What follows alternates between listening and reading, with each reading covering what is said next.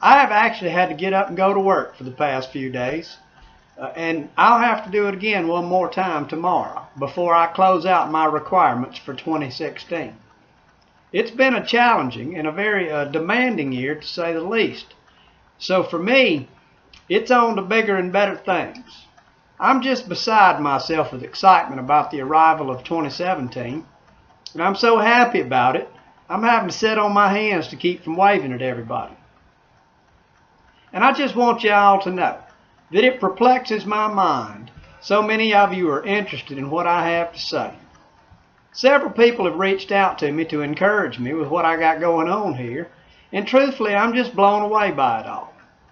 I would say that I'm utterly speechless, but obviously nothing could be further from the truth. And so I just want you all to know that I'm trying to pull off a miracle here. I'm trying to break free from the chains of normalcy, and I'm trying to do something amazing.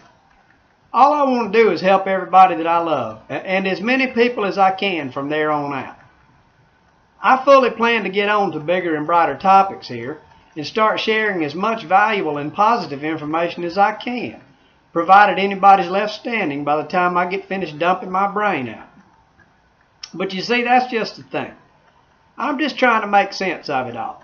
And until I do, I cannot proceed to the brighter future that lie ahead.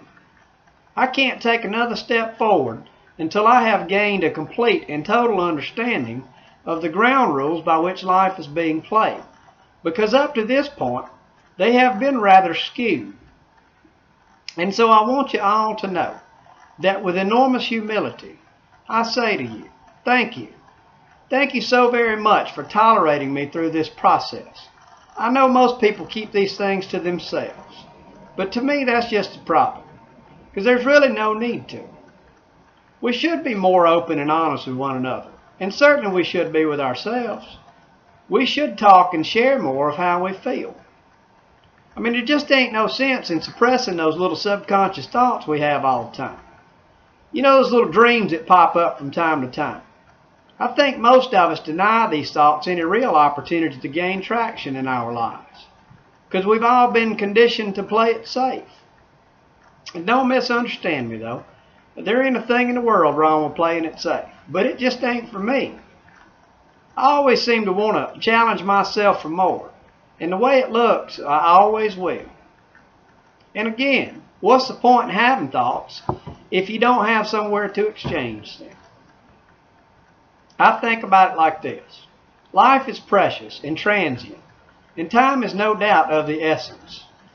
Regardless of what you do or where you go, time will continue to tick by, and there ain't a thing in the world we can do to stop it.